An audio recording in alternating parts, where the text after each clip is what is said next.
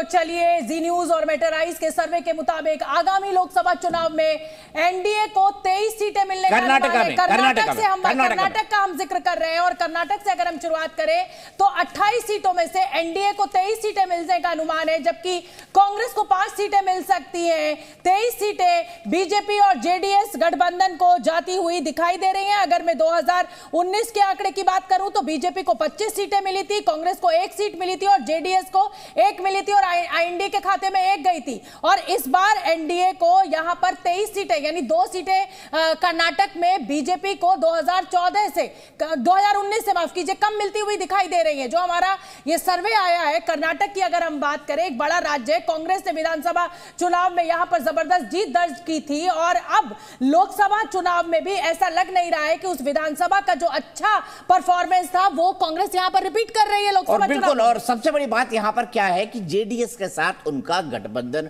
हो चुका है। जेडीएस जो वहां पर एक बड़ा फैक्टर है, इसी पर मैं बात करता हूं। मनोज जी जल्दी से बताइए, जेडीएस कितना बड़ा फैक्टर होगा और जेडीएस का अलायंस किस तरीके से भारतीय जनता पार्टी की मदद करेगा, क्योंकि वहां पर थंपिंग मेजॉरिटी के साथ कांग्रेस ने सरकार बनाई थी। जेडीएस काफी मायने रखेगा। देखिए, पिछली बार जो भारतीय जनता पार्टी की हार हुई उसमें सबसे बड़ा योगदान कोई था तो लिंगायतों का नाराजगी था। और बीजेपी इस बार कोशिश ये कर रही है कि पार्लियामेंट में कि उस नाराजगी को कम किया जाए। सरकार चूंकि तत्कालिक बनी है तो उतना बड़ा रिएक्शन आपको नहीं दिखेगा सरकार के अगेंस्ट में। वहां पे दूसरा कांग्रेस का एक अच्छा लीडर जो है डीके जो अपने शेट्टार की आप बात कर रहे हैं। हाँ, कांग्रेस सरकार की छोटी सी टिप्पणी, शेट्टार का आना क्या बीजेपी के लिए फायदेमंद होगा और इसीलिए लोकसभा चुनाव में बीजेपी को उतना ही गेन है जितना कि 2019 में था?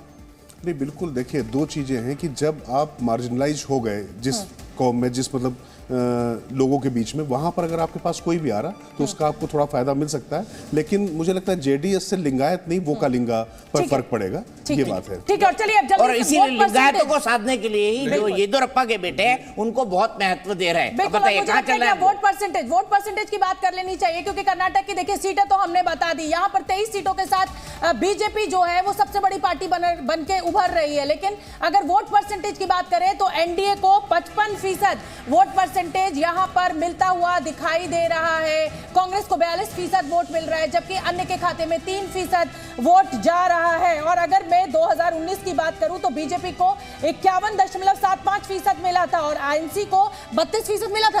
और मैं यहाँ पे मनोज जी आपसे बहुत क्विकली समझना चाहूंगा कि अगर 55% एनडीए को मिल रहा है तो क्लीन स्वीप होनी चाहिए। 5 सीटें क्यों दे रहे हैं आप कांग्रेस? नहीं, ये जो एरिया है, जो जेडीएस का एरिया है, जिनके साथ इनका अलायंस हुआ है, वहां पे वोट परसेंटेज काफी ज्यादा बढ़ रहा है, इसलिए वोट परसेंटेज बढ़ा है।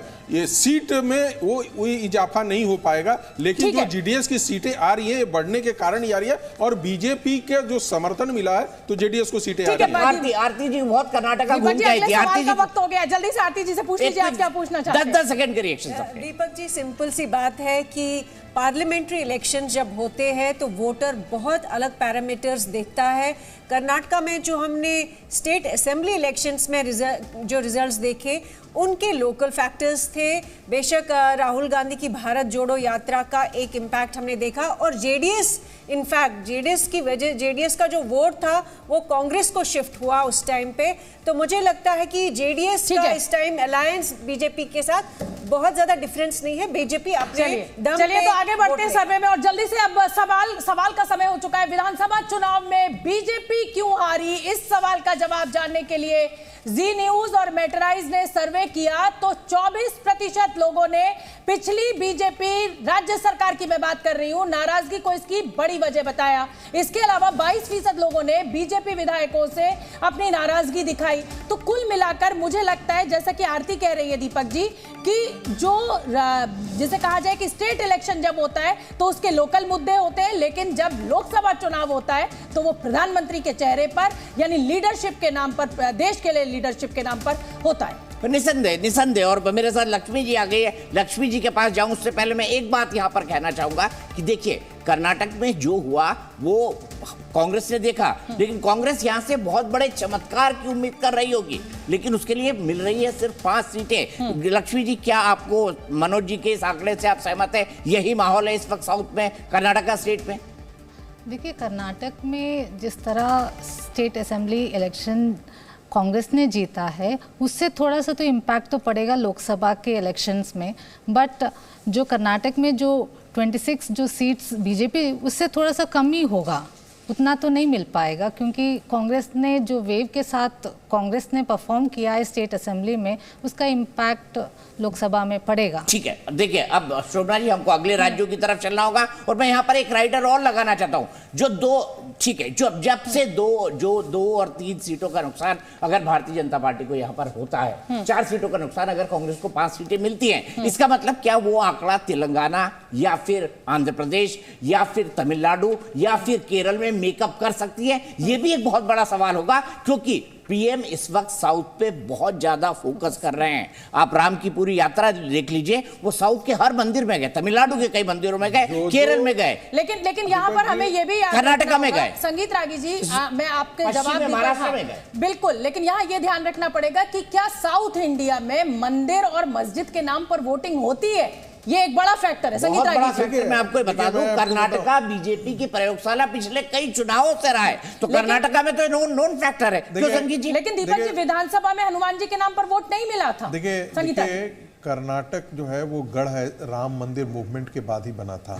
मैं आपको बताऊं कि जब वोट क्लब को जो बहुत बड़ी रैली उस समय आयोजित की गई थी, जिसमें भारतीय जनता पार्टी और राष्ट्रीय स्वयंसेवक विश्व हिंदू परिषद ने समेकित प्रयास किया था, तो ऐसा माना जाता था कि उत्तर प्रदेश के बाद जो एक राज्य है दक्षिण से जो सबसे ज्यादा अपना कार्डर भेजा था वो कर्नाटक था। और कर्नाटक में उसके बाद के चुनाव में देखा कि भारतीय जनता पार्टी बहुत अच्छा प्रदर्शन करती गई धीरे धीरे। और मैं आपको एक चीज कहना चाहता हूं, अभी मैं जोड़ देना चाहता हूं जल्दी से। अभी राम मंदिर के प्राण प्रतिष्ठा से पहले और उसके बाद प्रधानमंत्री जी ने इस प्रकार से वहां यात्राएं की हैं जो दक्षिण के बड़े बड़े आइकन्स थे।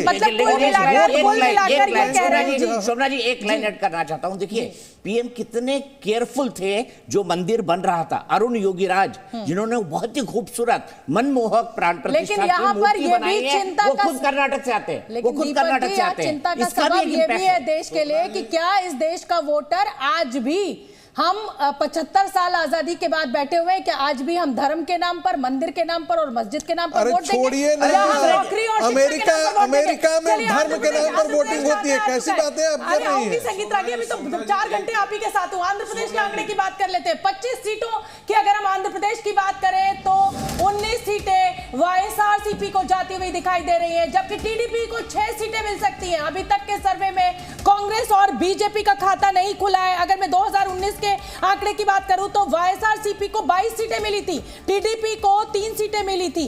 और अब इस समय अगर हमारा जो सर्वे आज का 2024 का जो सर्वे है उसमें 19 सीटें मिल रही हैं, यानी वाईएसआर को बहुत ज्यादा नुकसान नहीं हो रहा है। मनोज जी? हाँ, नुकसान नहीं हो रहा है और काफ़ी हद तक अपने आप को उन्होंने बचा के रखा है। और उसके कारण कई हैं जो रीजनल पार्टियों में वहाँ बिखरा हुआ और अपने आप को नहीं संभाल पा रहे हैं, क्योंकि वहाँ पे जब भी रीजनल पार्टियाँ खड़ी हुई हैं वो नेशनल के साथ जुड़ के खड़ी रहती हैं। और अभी क्या है कि बीजेपी का वहाँ पे इस तरह का कोई ऐसा अलायंस नहीं हुआ जो इनको सपोर्ट करे, और यदि वो टीडीपी के साथ जाते हैं तो उसमें कुछ और फिगर होगा। ये अलायंस के पहले की बातें हैं कि जो हो रहा है। ठीक है, लेकिन राजकिशोर जी, हाँ मैं इसमें जोड़ना चाहूंगा जी। मुझे ये जो डेटा आपके पास आया है, आंकड़ा आया है, ये अलायंस से पहले का है। ये इसकी पूरी संभावना है कि भारतीय जनता पार्टी और टीडीपी के बीच में अलायंस होने वाला ठीक है। राजकिशोर जी, वो स्थिति आ जाती है वोट बैंक जो कांग्रेस ने शर्मिला जी को, जी दीपक जी, जो राम मंदिर जितने भी श्रद्धालु गए हैं उसमें से ज्यादा तादाद साउथ इंडिया के लोगों की है। अभी जो वहां से जो डाटा निकल कर आ रहा है, इसको भी हमको समझना पड़ेगा। और इसको भी समझना पड़ेगा कि जगन मोहन रेड्डी का नेतृत्व चमत्कारिक नेतृत्व है। इस पर मैं लक्ष्मी जी से एक सवाल लूंगा, पर आप राजकिशोर जी, मैं आपसे ये जानना चाहती हूं कि अब वाईएस शर्मिला के साथ कांग्रेस ने हाथ मिलाया, लेकिन कांग्रेस अपने रॉक बॉटम पर है। आंध्र प्रदेश में कांग्रेस के लिए ये बिल्कुल नई शुरुआत है। आपको क्या लग रहा है कि जो वोट काटेगी शर्मिला, जो भी थोड़ा बहुत, वो जगनमोहन रेड्डी का काटेगी, तो उसमें टीडीपी को फायदा होगा? और यही टीडीपी की बढ़त की सबसे बड़ी वजह इस समय माना जा रहा है, लेकिन आंकड़ों में नहीं दिख रहा है। हाँ देखिए, मेरे लिए दरअसल ये आंकड़े अगर मैं कहूँ, जितना मैं घूम के आया अभी, चूंकि आंध्र प्रदेश और तेलंगाना दोनों मैंने घूमे, तो आंध्र प्रदेश में अगर देखें उसकी शासन की बात करें, हैदराबाद जाने के बाद से वाईएसआर ने जिस तरीके से राजधानियां अलग अलग की, उसको लेकर जिस तरीके का उनका फाइनेंस और इकोनॉमिक मैनेजमेंट था, वो बहुत अच्छा नहीं माना जा रहा। उसके बाद भी अगर उनको इतनी सीटें मिलनी, तो ये मानकर चलिए कि उनकी उपलब्धि ना होकर जो उनके पिताजी ने जो पूरा जो गाँव पूरा जो उन्होंने देशाटन किया था, बिल्कुल भ्रमण किया था, पदयात्राएं की थी, वो लीगेसी चली आ रही। उनकी बहन के साथ एक बात मैं बता दूं, जगन मोहन रेड्डी उससे ज्यादा यात्रा कर चुके हैं। उन्होंने अपने पिता का रिकॉर्ड तोड़ा है। लक्ष्मी, इसमें सही हुए गलत है? थोड़ा है ना यात्रा। कितनी यात्रा करी बताइए जगन मोहन? दीपक जी, यात्रा सत्ता में रहकर करना और सत्ता को अपने संघर्ष से हासिल करना दो अलग चीजें हैं। सत्ता के साथ जब यात्रा करते हैं तो ये देखते हैं जो पहली बार सत्ता कमाई उन्होंने उसी संघर्ष से कमाई। वाईएसआर ने जिस तरीके से तेलुगु देशम का साइबर बाबू को शट डाउन किया था, वहां पर ये मत भूलिए। ये उन्होंने गांव-गांव जाकर जिस तरीके से अपने पुरुषार्थ से हासिल किया था, वो वाईएसआर नहीं। उसके बाद कांग्रेस की सरकार बनी वहां पर, उसके बाद वहां पर लक्ष्मी जी कांग्रेस की सरकार बनी, और वही मेहनत उसके बाद जगनमोहन रेड्डी ने की अपने पिता की विरासत को आगे ले जाकर। कांग्रेस की सरकार तो वाईएसआर की थी ना, वाईएसआर कांग्रेस में थे। लगता है कि जैसे टीडीपी ने क्या किया कि तेलंगाना को लेकर समर्थन किया, अलग होने राज्य के बाद वहां पे पार्टिसिपेट किया, तो आंध्रा के लोगों में ये नाराजगी टीडीपी के प्रति है, आज भी है, और वो दिखता है वोट शेयर में। ठीक है, प्रेम शुक्ला जी भी हमारे, लक्ष्मी जी मैं आऊंगी आपके पास, हमारे साथ बाहर से भी मेहमान जुड़ गए। प्रेम शुक्ला जी स्पोक्स पर्सन है बीजेपी के, और the people Jha ji spokes person है कांग्रेस के। चलिए, सामने तो अभी ओपिनियन पोल शुरू किया है। प्रेम शुक्ला जी अपना आंकड़ा बता दीजिए, धीरे धीरे हम आगे बढ़ेंगे। अभी हमने आंध्र प्रदेश का आंकड़ा दिखाया है और दूसरी स्टेट हमने कर्नाटका दिखाई है, तो आप इस ओपिनियन पोल से अभी तक कितने सहमत है? हमारा स्पष्ट है कि ओपिनियन पोल, एग्जिट पोल, सारी बातें होती हैं, उनका अपना विज्ञान है, लेकिन भारतीय जनता पार्टी अकेले के बूथ से 370 से अधिक सीटें और एनडीए को 400 से अधिक सीटें मिलना सुनिश्चित है। हमें इस बारे में किसी प्रकार की आशंका नहीं है कि भारतीय जनता पार्टी जो है इस बार डॉक्टर श्यामा प्रसाद मुखर्जी का जो स्वप्न था, अनुच्छेद 370 का संशोधन, वो साकार करने के बाद 370 सीटों के पार जाना निश्चित है। ठीक है, दीपक झा जी। दीपक, मैं आपसे जानना चाहूंगा, कर्नाटका में आपकी सरकार कोई बहुत बड़ा फायदा मिलता हुआ नहीं दिख रहा है। आंध्र प्रदेश अभी तक आप बिल्कुल साफ है, कैसे देख रहे हैं साउथ में? साउथ ही तो आपका एक जगह है जहां से ऐसा लग रहा है, उम्मीद है कि कांग्रेस परफॉर्म करेगी। दीपक जी और शोभना जी, एक पूरा देश हमारा है, पूरे देश में कांग्रेस के लिए लहर है। राहुल गांधी की जो यात्रा है, न्याय यात्रा है, भारत जोड़ो यात्रा है, इसकी लहर आपने देखा है कि कर्नाटक में की बात चश्मा नहीं लगाए, बिना चश्मा गए, मतलब ये लहर तो नहीं। देखिए, आप ये कहते हैं कि कांग्रेस इंप्रूव कर रही है या कांग्रेस का प्रयास अच्छा हो रहा है, लेकिन अगर आप लहर शब्द का इस्तेमाल करेंगे तो शायद मुझे थोड़ी सी हैरानी होगी, और इसीलिए मैं सवाल उठा रही हूँ। इसीलिए बिना चश्मा लगाए मेरे दीपक भाई, अभी आपने एक बड़ी अच्छी बात करी थी। दीपक जी, अभी शोभना जी ने एक बड़ी अच्छी बात करी थी कि हम धर्म के नाम पे कब तक यहाँ पे वोट डालेंगे। एक प्रोफेसर साहब कह रहे थे कि धर्म के नाम पे अमेरिका में वोट पढ़ते हैं। अरे बच्चों को पढ़ाते क्या होंगे? मुझे तो बड़ी हैरानी और हो रही है कि प्रोफेसर जो दिल्ली यूनिवर्सिटी के कहलाते हैं, बच्चों को धर्म का पाठ पढ़ाते हैं, नफरत का पाठ पढ़ाते हैं। तो दीपक जी, खैर इस पे मैं डिस्कस नहीं करूंगा, बात यहाँ पे करूंगा कि आपके हिसाब से धर्म नफरत है, धर्म नफरत है। एक पढ़ाने वाले नहीं, मेरे हिसाब से नहीं। धर्म के नाम पे जो राजनीति कर रहे हैं, धर्म, सिर्फ धर्म के नाम पे झंडे फहराए जा रहे हैं। अगली स्टेट का रुख कर लेते हैं दीपक झा। मैथिली ब्राह्मण से पूछे, आप बताइए, कुछ मंदिर अंदर में हाथ जोड़ते हैं दीपक झा जी की नहीं? चलिए देखिए, तेलंगाना का आंकड़ा सामने आ चुका है। तेलंगाना की 17 सीटों के लिए अब ये आंकड़ा 2024 में कांग्रेस को 9 सीटें मिलने का अनुमान है, अन्य के खाते में 3 सीटें जा सकती है। तो ये तेलंगाना का हम आपको इस समय जो जी न्यूज और मेटराइज का ओपिनियन पोल है उसका आंकड़ा दिखा रहे हैं। तेलंगाना में कुल 17 लोकसभा सीटें हैं और यहाँ पर कांग्रेस राज्य सरकार पर शासित है, यानी तेलंगाना के अगर हम आंकड़े की बात करें तो बीजेपी को यहाँ पर 5 सीटें मिल रही हैं। अगर मैं 2019 की बात करूं तो टीआरएस को 9 सीटें मिली थी और बीजेपी को 4 सीटें मिली थी। कांग्रेस के खाते में 3 सीटें गई थी। यहाँ पर कांग्रेस को बड़ा गेन आप दिखा रहे हैं दीपक जी। मनोज जी, दीपक जी नहीं, मनोज जी। दीपक जी प्लीज रुकेगा, मेरे सवाल का जवाब दीजिएगा। मृत्युंजय जी, अभी तुरंत सरकार बनी है और भारतीय जनता पार्टी वहां अपनी जमीन तलाश रही थी और काफी अच्छे तरह उसने आगे बढ़ी भी है वहां पे और धीरे धीरे वो गेन कर रही है। लेकिन कांग्रेस और कोई एकाएक डाउन कर दे ऐसा नहीं है, क्योंकि सरकार तुरंत आई है और वहां पे दिख रहा लोगों को कि वो सरकार जो है उसके प्रति समर्थन भी मिल रहा है। तो ये हमारे आंकड़े आ रहे हैं, लेकिन बीजेपी गेन की है। इसको कहते हैं हनीमून पीरियड में अभी सरकार है, तो उस हनीमून पीरियड से वो बाहर नहीं आ पाई है। लेकिन एक मिनट संगीता, दीपक जी, घर में आप मंदिर अंदिर है, हाथ पाथ जोड़ते हैं, नफरत के साथ जोड़ते हैं, प्यार के साथ जोड़ते हैं?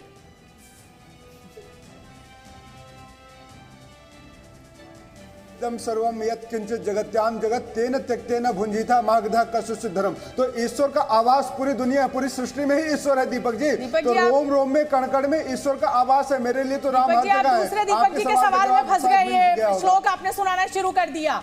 अब मेरा आपने गाना सुना है, मेरे रोम रोम में बसने वाले राम, जगत के स्वामी तू अंतर्यामी, मैं तुझसे क्या मांगू। लेकिन चलिए तेलंगाना लेकिन आप प्राण प्रतिष्ठा में नहीं गए, क्यों नहीं शोभना जी? इनसे पूछना चाहिए प्राण प्रतिष्ठा में क्यों नहीं गए। सुनिए दीपक जी, आज लोकसभा चुनाव के आंकड़ों की बात करेंगे और उसी पे रहेंगे हम। और शोभना, एक दीपक जी 10 सेकंड दीजिएगा मेरे को। शोभना कांग्रेस जी को जवाब दे दूं मैं। वैसे ही बात है कि हमारे नेता राहुल गांधी जी ने बड़े स्पष्ट शब्दों में कह दिया था को कोई सीरियसली नहीं लेता है। राहुल गांधी कुछ भी बोलते हैं उनको गंभीरता से देश लेना बंद कर देता है। कांग्रेस के कार्यकर्ता प्रधानमंत्री जी ने राहुल गांधी के गाल पे इतना जोर से थप्पड़ मारा है कि इसकी धुन जो है वो वर्षों वर्षों तक याद रहेगी। दूसरे को वो बेवड़ा नशेड़ी बोल करके जाते हैं, तो प्रधानमंत्री जी ने ऐसा थप्पड़ उनके गाल पे मारा है। और कांग्रेस के प्रवक्ताओं का हाल यही है, अनपढ़ प्रवक्ता आते हैं, उनको समझ में नहीं आती है देश की राजनीति के बारे में, वो कांग्रेस के इतिहास ही नहीं जानते हैं। ऐसे अनपढ़ प्रवक्ताओं को ही कांग्रेस पार्टी प्रयोग करती है। दीपक झा, हो गया संगीत रागी जी, दीपक झा को भी सुन लेते हैं। दीपक झा बताइए। निचले स्तर के प्रवक्ताओं की ये हालत है। अरे भाई तुम योगा कराओ, तुम्हें अकल क्या है राजनीति की?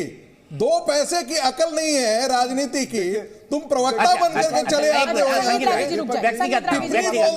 मैं कैसे पढ़ाता हूँ? नहीं, तुम्हारे तो चार पुस्तकों में पढ़ा दूं करके। रुक जाइए, देखिए ये यहाँ पर इस समय बहुत बड़े आप रोका कीजिए व्यक्तिगत टिप्पणी के लिए। मैंने उनको उस आदमी को रोका कीजिए, दीपक वो जी पैरों की धूल के बराबर भी नहीं है मेरा। दीपक जी चलिए अब देखिए अगले आंकड़े का हम वो कर लेते हैं। मेटराइज के सर्वे में हमने लोगों से पूछा कि आज अगर चुनाव हो गया तो सबसे बड़ा मुद्दा क्या होगा। देखिए इस सवाल की बहुत अहमियत है। जैसा कि अभी मैंने कहा कि 75 साल आजादी के पूरे हो चुके हैं, हमारे लिए सबसे बड़ा मुद्दा क्या होना चाहिए। तो देखिए 49% लोग प्रधानमंत्री उम्मीदवार के चेहरे को ही सबसे बड़ा मुद्दा कह रहे हैं। यानी यहाँ पर विन विन सिचुएशन बीजेपी के लिए है। और दूसरा बताइए, केंद्र की योजनाओं लोग केंद्र की योजनाओं को, जो लाभार्थी वोट बैंक है, वो कितना इंपैक्ट रखता है शोभना जी, इसको हमको समझना होगा। और पीएम मोदी ने पिछले 10 साल में उस लाभार्थी वोट बैंक को डेवलप किया। 80 करोड़ लोगों को आप फ्री अनाज दे रहे हो। आगे चलते हैं। 4% लोगों के लिए महंगाई एक बड़ा मुद्दा है। 9% लोग बेरोजगारी को सबसे बड़ा मुद्दा मानते हैं। वहीं 6% लोग सांसदों के काम के आधार पर वोट देंगे। आरती टिक्कू, आज अगर सबसे बड़ा मुद्दा है तो इसका मतलब लीडरशिप, किस पार्टी के पास कौन लीडर है, ये लोगों के लिए सबसे अहम है, क्योंकि उन्हें ऐसा लगता है कि लीडर ये होगा तो शायद विकास इस दिशा में बढ़ेगा। मैं बोलूं एक लाइन? बिल्कुल बोलिए। एक लाइन बोलता हूँ आरती जी, है ना, लोगों को लीडर चाहिए, रीडर नहीं, है ना। लोगों को लीडर चाहिए, रीडर नहीं। बिल्कुल। मुझे लगता है कि सबसे बड़ी जो यूएसपी प्राइम मिनिस्टर मोदी की लीडरशिप की है वो यही है कि वो इंडिया का जो झंडा है उन्होंने पूरी दुनिया में आज की डेट में लहराया। और वो चांद पे हो, वो कहीं और हो, और सड़क पे हो या किसी गांव में हो, राम मंदिर में हो या जम्मू कश्मीर में हो, वो लीडरशिप जिसकी कल्पना बहुत अरसों से, बहुत डेकेड से भारत की जनता सपना देखती थी या कल्पना करती थी, वो प्राइम मिनिस्टर मोदी ने डिलीवर की है। और मुझे लगता है, मैं आपसे सहमत हूं, लेकिन आज किशोर जी अब आपका आना भी जरूरी है। मुझे लगता है ये दौर की बात है, ये किस दौर में किस लीडरशिप को लोग एक्सेप्टेंस देते हैं। और जहां तक भारत की पहचान की बात की है, तो मुझे लगता है कि किस दौर में बांग्लादेश बना दिया गया, उस दौर की लीडरशिप भी बहुत मजबूत थी। एक दौर वो आया जब हमने सारे आर्थिक जिसे कहा जाए कि उन बंधनों को तोड़ा, वो भी एक शानदार दौर था और अब एक दूसरा शानदार दौर चल रहा है। राजकिशोर जी, छोटा सा जवाब फिर सवाल। नहीं बस देखिए, बिल्कुल इसमें कोई दौरा नहीं कि तिरंगा तो पहले भी लहराता था, आगे भी लहराता रहेगा, लेकिन हाँ, मोदी सरकार ने उस तिरंगे का मान अभिमान बिल्कुल ना सिर्फ कायम रखा, उसको बढ़ाया है। अगर वो जाके समुद्र की तलहटी में ध्यान लगाते हैं, उसके बाद मिशन गगनयान भी करते हैं। बिल्कुल ठीक है, बड़ी बात भगवान, ज्ञान, विज्ञान, बिना विज्ञान के बहुत बढ़िया बात, मतलब नहीं। बहुत बढ़िया बात की। और देखिए, जी न्यूज और मेटराइज के सर्वे में अब अगले सवाल का समय हो गया और अगला सवाल हमने पूछा कि इंडिया गठबंधन कितना कारगर नजर आ रहा है, तो 11% लोग ही कह रहे हैं कि गठबंधन बहुत अधिक कारगर लगा। 17% लोग मानते हैं कि ये कुछ हद तक कारगर साबित होगा। और आगे पढ़ लीजिए ना शोभना जी, वो आप रुक गई। देखिए गला खराब हो गया, इसीलिए गला खराब हुआ। देखिए ये आपका प्लीज 66% लोगों का कहना था कि विपक्षी गठबंधन कमजोर साबित होगा। 6% लोगों को इसकी जानकारी नहीं है। आइए दीपक जी। तो मैं यही कहना चाहूंगा, देखिए हाथ कंगन को आरसी क्या और पढ़े लिखे को फांसी क्या। शोभना जी का दर्द वही झलक रहा है, क्योंकि 66% देश की जनता, नहीं ऐसा नहीं, ऐसा नहीं। इंडिया में आई के साथ डाउट है, आई के साथ भी डाउट है, एन के साथ भी डाउट है, बी के साथ भी डाउट है, आई के बाद फिर डाउट हो गया और ए के बाद फिर डाउट हो गया। मुझे समझ में नहीं आ रहा कि आपको ऐसे क्यों लग रहा है कि कोई भी सरकार आएगी उससे शोभना यादव को कोई असर पड़ेगा। ये दर्द का संगीत यहाँ तैर रहा था क्या? और मुझे खुशी है कि देखिए संगीत रागी जी मेरे दर्द का और मेरी खुशी का इतना ध्यान रखते हैं। तो चलिए जी और न्यूज और मेटराइज स्थिति वैसे ही है ना, जैसे दांतों के बीच में जीव की स्थिति होती है। बिल्कुल ठीक है। जी न्यूज और मेटराइज के सर्वे के मुताबिक आगामी लोकसभा चुनाव में अब हमें केरल की भी बात कर लेनी चाहिए और केरल में 20 सीटें हैं लोकसभा की और केरल का आंकड़ा क्या कुछ कह रहा है वो देखिए आपके सामने है। कुल 20 सीटों में इंडिया अलायंस को अच्छी बढ़त मिलती हुई दिख रही है। सर्वे की अगर माने तो यहाँ बीजेपी का खाता भी नहीं खुलेगा। अरे वो दो हैं, वो आपस में है ना, आपस में बांट रहे हैं। और आपको पता नहीं, राहुल गांधी के खिलाफ डी राजा जो सीपीआई के महासचिव है, उन्होंने अपनी पत्नी एनी राजा को खड़ा कर दिया शोभना जी। और वो एक फाइट हो रहा है। अब इसको कैसे समझा जाए मनोज जी? इसको कैसे समझा जाए? केरला में जितने स्ट्रॉन्ग स्थिति में आरएसएस की वहाँ विंग है और आरएसएस की सारे विंग काम करते हैं और बीजेपी की भी है, लेकिन वहाँ पे सबसे बड़ी जो मजबूरी है इनके साथ कि जो कास्ट का कॉम्बिनेशन बनता है वहाँ पे वो बीजेपी को सूट नहीं कर पा रहा और यही कारण है कि वो आगे नहीं बढ़ पा रही है। उसी में थोड़े बहुत का ऊपर नीचे हो जाए। दूसरी बात एक लाइन बोलना चाहूंगा जी मनोज जी। मैंने बीजेपी के बहुत बड़े लीडर्स और आरएसएस के बहुत बड़े थिंक टैंक थे, उनसे एक बार पूछता था कि केरल में आप इतने काम के बाद आगे क्यों नहीं बढ़ पाते हैं। उनका कहना है church and other communities much more stronger than us.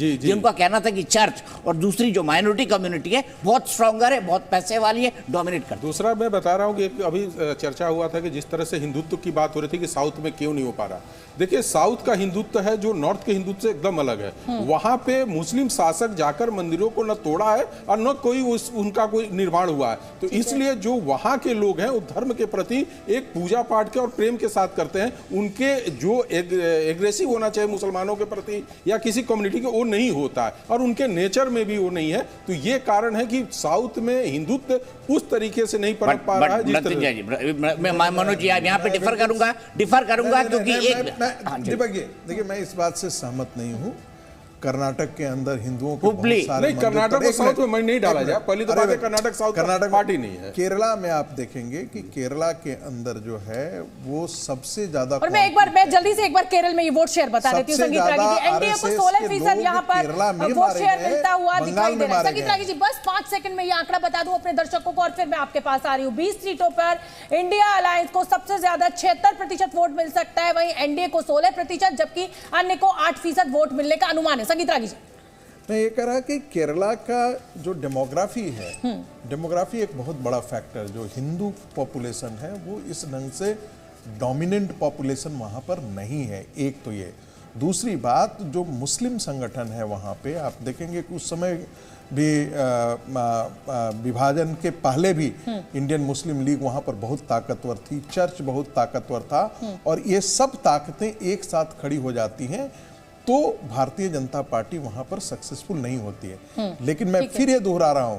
Hindutva का जिस दिन एजेंडा खड़ा होगा वहां की तस्वीरें बिल्कुल बदल जाएंगी। और मैं यहाँ पे एक सिर्फ एक लाइन जोड़ना चाहूंगा और मनोज जी से इसको कंसर्न चाहूंगा। मनोज जी, आंध्र प्रदेश, अभी जो बीजेपी वहां भाग्यनगर के नाम से या टी राजा को उतारकर या फिर चाहे असदुद्दीन ओवैसी के खिलाफ एक माहौल बना के खड़ा कर रही है, वो क्या आपको नहीं लगता बीजेपी को फायदा करेगा?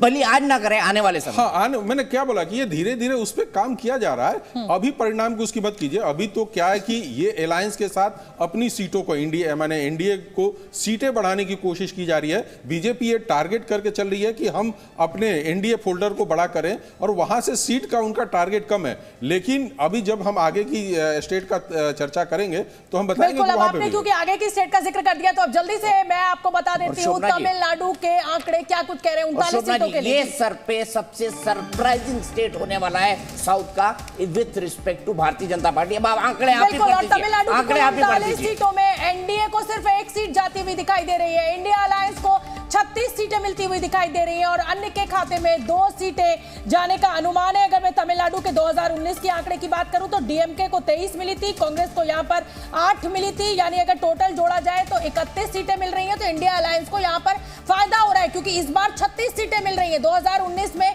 31 सीटें मिली थी, यानी 5 सीटों का यहां पर फायदा मुझे दिखाई दे रहा है। मनोज जी, क्या वजह? देखिए, अभी हमने 1 सीट यहाँ पे दिया है अभी एनडीए फोल्डर को यानी बीजेपी को, लेकिन 5 ऐसी वहां पे सीटें हैं जहां पे मार्जिनल अटक रही है। जैसे कोयम्बटूर का सीट भी हम ले सकते हैं, अभी प्रधानमंत्री जी ने जाकर कन्याकुमारी के सीट ले सकते हैं हम।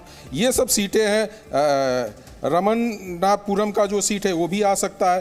तिरुवेली वाला जो उन्होंने सीट पे कल उन्होंने रैली किया और जिस विशाल तरीके से रैली किया है उसके कारण जो इफेक्ट पड़ रहा है, तिरुपुर में भी पड़ रहा है उसका इफेक्ट। तो हम ये मान के चलें कि अभी मैं 1 सीट दिखा रहा हूं, लेकिन ये 1 सीट 5 सीट में भी एनडीए में भी बीजेपी को आ सकता है, क्योंकि वहां पे काफी हद तक इन्होंने काम किया है भारतीय जनता पार्टी। तमिलनाडु के आंकड़े पे और मेरा एक सवाल सप्लीमेंट्री शोभना जी के साथ बड़ा क्विकली पूछता हूं, तमिल मनीला कांग्रेस क्यों अलायंस किया बीजेपी ने उससे?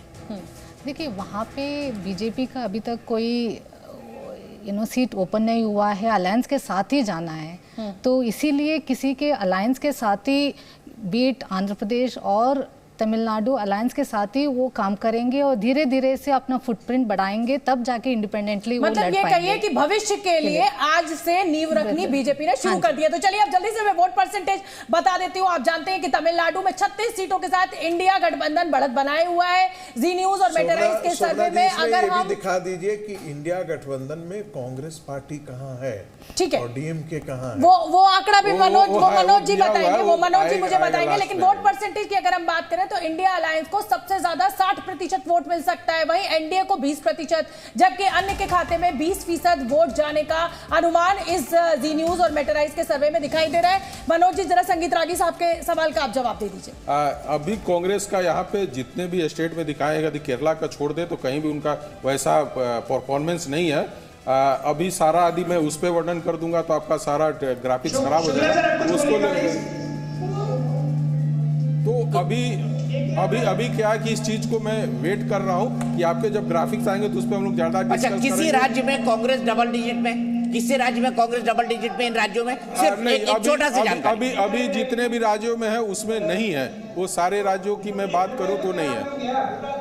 ठीक है, आप आगे चलते हैं। देखिए, हम दिखा रहे हैं कि किस तरीके से खूबसूरत मंदिर है। प्रधानमंत्री मोदी समुद्र के तट में जो है द्वारका को खोज रहे हैं। द्वारका में उन्होंने सबसे बड़ा सी ब्रिज का उद्घाटन किया है और सी लिंक का उद्घाटन किया है, जो बेट द्वारका को द्वारकाधीश का जो मंदिर है वहां से जोड़ता है। वही खूबसूरत तस्वीरें हम आपको दिखा रहे हैं। प्रधानमंत्री ने भगवान राम को भी साधा है, भगवान कृष्ण को भी साधा है, ज्ञान को भी साधा है, विज्ञान को भी साधा है, प्रज्ञान को भी साधा है। पाताल से भी उन्होंने काम किया है, आकाश में भी काम किया उन्होंने, हवा में भी काम किया और अंतरिक्ष में भी काम किया। बताइए, आपको बाकी है? भगवान को ज्यादा साधा है और देखिए इसीलिए इतनी शानदार सीटों के साथ जो है ये नहीं कह सकते, ये नहीं कह सकते। उन्होंने ज्ञान, विज्ञान, प्रज्ञान सबको साधा है। भगवान को तो हम सब साधते हैं। तो ये देखिए, ये हम आपको बता रहे हैं इस समय वोट परसेंटेज क्या है। तो हमने कर्नाटक की बात कर ली, हमने आंध्र प्रदेश की बात कर ली, हमने तमिलनाडु की बात कर ली, लेकिन जो मेजर हिंदी बेल्ट है, जो कहा जाता है कि बीजेपी की ताकत है, एनडीए की ताकत है, उस पर भी हम आएंगे।